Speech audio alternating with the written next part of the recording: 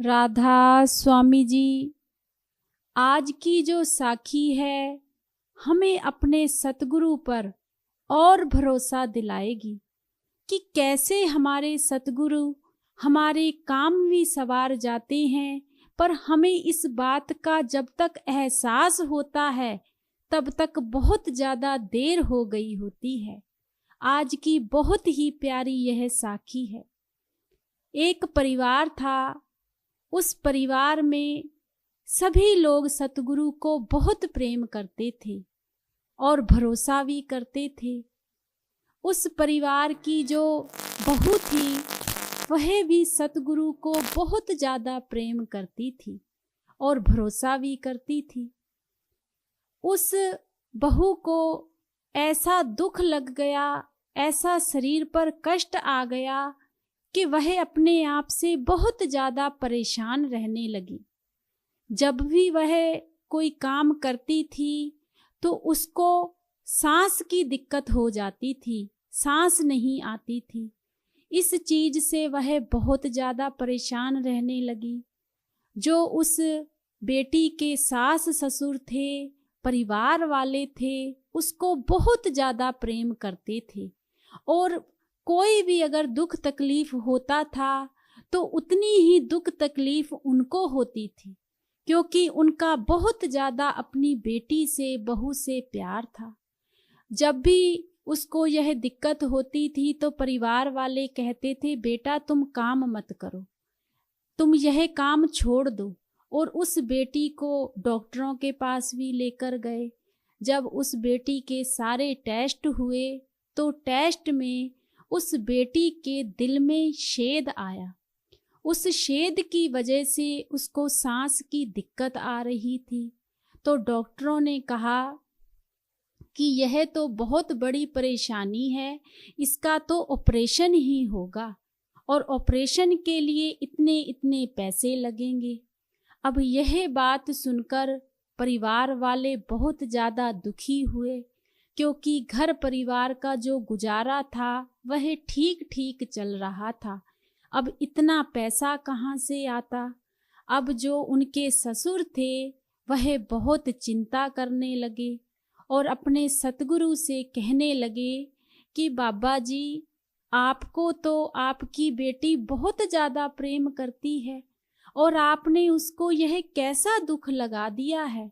हमसे उसकी यह तकलीफ देखी भी नहीं जाती, हम करें तो करें क्या। अब वह जो बेटी थी, बहू थी, बहुत ज़्यादा अपने शरीर से परेशान रहने लगी। कोई भी काम काज नहीं कर पाती थी, सांस फूलती थी, बहुत तकलीफ होती थी उसके शरीर में। अब परिवार वाले कहने लगे कि किसी तरीके से इसका ऑपरेशन तो हमें करवाना ही पड़ेगा। तो ससुर जी कहने लगे कि आप चिंता मत करो, चाहे मुझे अपने आप को भी क्यों ना बेचना पड़े, लेकिन मैं अपनी बहू बेटी को जरूर बचाऊंगा। अब वह जो ससुर थे, जो कुछ थोड़ा बहुत उनके पास पैसा भी था, अब थोड़े बहुत उन्होंने रिश्तेदारों से भी लिए, लेकिन पैसा पूरा नहीं हो पाया। एक दिन वह बहुत ज़्यादा परेशान हो गया और सोचने लगा कि मैं करूं तो करूं क्या, अब इतना पैसा मैं कहाँ से लेकर आऊं। अब उस भाई की थोड़ी बहुत ही जमीन थी। एक दिन वह भाई किसी आड़ती के पास चला गया और जाकर आड़ती से कहने लगा कि मुझे इतने इतने पैसे चाहिए, मुझे बहुत ज़्यादा मजबूरी है। तो आड़ती कहने लगा कि भाई, अगर तुम्हें पैसे चाहिए तो तुम्हें मेरे पास ज़मीन रखनी पड़ेगी और जितने पैसे तुम चाहते हो मैं तुम्हें दे दूंगा। तो वह जो भाई था वह कहने लगा, ठीक है, मैं आपके पास अपनी ज़मीन रख दूंगा और मुझे जितने पैसे चाहिए उतने पैसे दे देना। तो आड़ती कहने लगा कि ठीक है, आप कल को आना, पूरे कागज़ लेकर सारा कुछ बंदोबस्त करके आना, तो उसके बाद सारा कुछ हो जाएगा। तो वहाँ से वह जो भाई था यह बात सुनकर आ गया। जब वह भाई रास्ते में आ रहा था तो रास्ते में एक उनके पुल पड़ता है। जब उस पुल से वह भाई निकल रहा था तो रास्ते में एक साधु बैठे हुए थे। तो वह साधु कहने लगे कि भाई किधर जा रहे हो? तो वह भाई कहने लगा मैं तो भाई अपने रास्ते जा रहा हूँ। तो साधु कहने लगे कि मुझे भी कुछ दे दो। तो वह भाई कहने लगा कि क्या चाहिए आपको? तो साधु कहने लगा मुझे सिर्फ 10 रुपए चाहिए। तो वह भाई कहने लगा ठीक है। जब उस भाई ने अपने पैसे निकाले तो उस भाई के पास पैसे काफ़ी थे, क्योंकि उस भाई ने पैसे इकट्ठे किए हुए थे। तो साधु कहने लगा कि भाई मुझे इतने पैसे नहीं चाहिए, मुझे तो सिर्फ 10 रुपए चाहिए। तो वह भाई कहने लगा कि आपको मैं 10 रुपए ही दूंगा। तो साधु कहने लगा पहले तो मुझे यह बताओ कि तुम इतने पैसे लेकर जा कहाँ रहे हो, आए कहाँ से हो, कोई तुम्हें परेशानी है? तो वह भाई कहने लगा मुझे कोई परेशानी नहीं है। तो फिर साधु कहने लगा कोई तुम्हें रोग है? तो वह भाई कहने लगा मुझे कोई रोग भी नहीं है।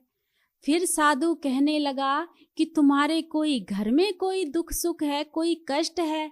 तो वह भाई कहने लगा कि नहीं, ऐसा भी कुछ नहीं है। तो साधु कहने लगा चल ठीक है, फिर अगर कोई दुख नहीं है तो फिर कभी कोई दुख रहेगा ही नहीं, तू सदा ही सुखी रहेगा। यह बात सुन के उस भाई ने उस साधु को 10 रुपए देकर और वहां से थोड़ी दूर ही निकला। तो उस भाई ने सोचा कि मैं पीछे मुड़कर तो देखूं, वह साधु वहीं बैठा हुआ है। जब थोड़े ही कदम वह भाई आगे चला और पीछे मुड़कर देखा तो वहां पर कोई भी नहीं था। दूर दूर तक निगाह मारी और वहां पर कोई भी नहीं दिखा। इस चीज से वह भाई थोड़ा सा चिंतित हुआ कि वह साधु तो अभी यहीं बैठा हुआ था, आखिरकार वह कौन था और कहाँ चला गया है, दिखा भी नहीं है। अब यह बात सोचकर वह भाई अपने घर पहुंच गया।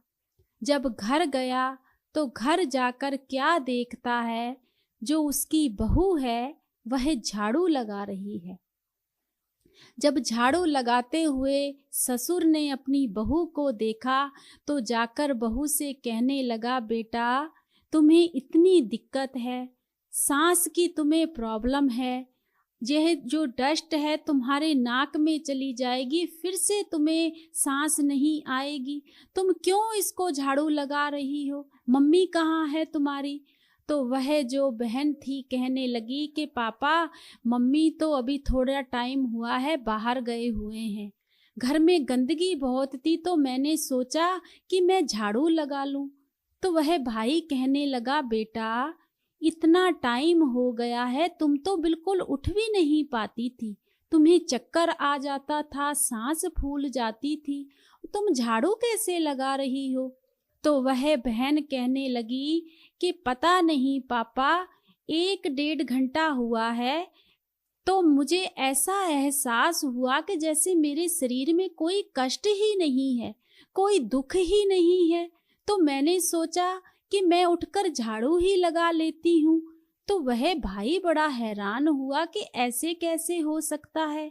अभी यह बात वह बहू कर ही रही थी कि उसको फिर से चक्कर आ जाता है और वह गिर जाती है।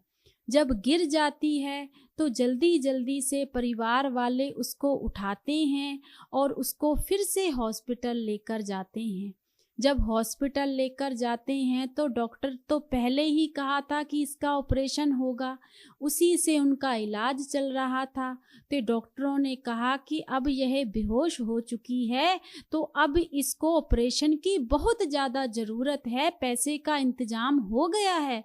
तो वह भाई कहने लगा पैसे का इंतज़ाम थोड़ा हो गया है, बाकी सारा कल को हो जाएगा, आज आप इसको एक बार देख लीजिए और इसके फिर से एक बार टेस्ट कीजिए कि कहीं कोई ज़्यादा दिक्कत तो नहीं हो गई है। डॉक्टरों ने कहा ठीक है। डॉक्टरों ने जब उस बेटी का दोबारा से टेस्ट किए, पूरे टेस्ट हुए, टेस्टों में कुछ भी नहीं आया, जो उसके दिल में छेद आया था वह भी नहीं आया, वह सारी की सारी रिपोर्ट नॉर्मल आई। जब यह बात उन्होंने परिवार वालों को बताई तो परिवार वाले भी हैरान हो गए और डॉक्टर भी इस चीज से हैरान हो गए कि आज से हमने 1 महीना पहले जो टेस्ट किए थे उसमें तो छेद आया था और आपकी बहू की बहुत ज्यादा दिक्कत बढ़ चुकी थी, यह कैसे संभव हो सकता है। तो वह भाई कहने लगा कि कहीं आपसे कोई गड़बड़ तो नहीं हो गई। तो डॉक्टर कहने लगे कि टेस्ट में क्या गड़बड़ होगी, जो भी है आपके सामने है, पर हमें समझ में नहीं आया। तो वह भाई कहने लगा कि अगर छेद नहीं था तो दोबारा से मेरी बहू को क्यों ऐसे चक्कर आया। तो वह डॉक्टर कहने लगे कि इस बात का तो हमें पता नहीं है कि आपकी बहू को चक्कर दोबारा से क्यों आया है, पर सारे के सारे टेस्ट नॉर्मल हैं, कोई भी दिक्कत वाली बात नहीं है। अब जो भी उस बहू का ट्रीटमेंट होना था, थोड़ा बहुत इलाज होना था, वह उन्होंने किया और वह परिवार घर आ गए। जब घर पर आए तो वह जो भाई था इस चीज को सोच सोच के बहुत चिंता में, और जो बहू थी वह भी हैरान हो गई कि यह कैसे हो सकता है, इतना बड़ा कष्ट कैसे ठीक हो जाता है। तो वह जो भाई था फिर उस भाई ने अपने मत्थे पर हाथ रख के जब सोचा कि मेरे साथ तो ऐसे हुआ था, शायद क्या पता यह उसी का कोई चमत्कार हो। तो वह भाई अपने परिवार वालों को कहने लगा कि जब मैं रास्ते में आ रहा था ना तो मुझे एक साधु मिले थे और वह जो साधु थे मुझे कह रहे थे कि मुझे 10 रुपए दे दो। तो मैंने उन साधु को 10 रुपए दिए। तो वह साधु मुझसे कहने लगे कि तुम्हारे घर में कोई दिक्कत है, कोई परेशानी है। तो मैंने उनसे कहा कोई दिक्कत ही नहीं है, क्या पता वह साधु का ही कोई चमत्कार हो। तो तब उनकी बहू बोली कि पापा आपकी आंखें उनको पहचान ही नहीं पाई हैं, वह कोई साधु नहीं था, वह हमारे सतगुरु थे। क्योंकि आप इतना ज्यादा दुखी थे, परेशान थे, हमारे पास पैसे भी नहीं थे, इसी वजह से सतगुरु हमारा जो कष्ट था वह काट गए हैं। जब यह बात उस भाई ने सुनी तो उस भाई की आंखों में आंसू आ गए और वह भाई कहने लगा कि मैं अपने सतगुरु को क्यों नहीं पहचान सका। वह ऐसी कौन सी घड़ी थी कि मेरे सतगुरु मेरे सामने खड़े और मेरे सारे दुख उन्होंने ले लिया और मैं अपने प्यारे सतगुरु को पहचान भी नहीं सका। मुझे समझ में नहीं आया। उस भाई की आंखों में आंसू थे। तो तब परिवार वालों ने कहा कि जिसका कोई नहीं होता उसका पूरा सतगुरु होता है। वह कैसे, कब, कौन से टाइम, कौन सा जरिया बनाता है और कैसे अपने जीवों के कष्ट काट देता है, हमें पता भी नहीं लगता। और वह भाई कहने लगा कि मैंने तो पता नहीं कैसे पैसे इकट्ठे किए थे, और अपनी बहू से कहने लगा कि मैं तो आड़ती के पास गया था जमीन देने के लिए। जब यह बात बहू ने सुनी तो कहने लगी पापा आप मेरे लिए सारा कुछ ही दे रहे थे, हम लोग क्या करते। तो वह भाई कहने लगा कि आज तो मैं सिर्फ अपने सतगुरु का शुक्राना ही कर सकता हूँ, शुक्राना ही कर सकता हूँ। और पूरा परिवार डेरे के लिए तैयार हो गया और वहाँ जाकर उन्होंने सेवा की और सतगुरु का शुक्राना किया। तो हम लोग कैसे कह सकते हैं कि हमारे सतगुरु अपने जीवों का भला नहीं करते। वह किस रूप में आ जाते हैं, कभी कभी हम पहचान भी नहीं पाते और वह अपने बच्चों के कारज सवार जाते हैं। तो हमें शुक्राना करना चाहिए अपने सतगुरु का, भजन सिमरन करना चाहिए अपने सतगुरु का। राधा स्वामी जी।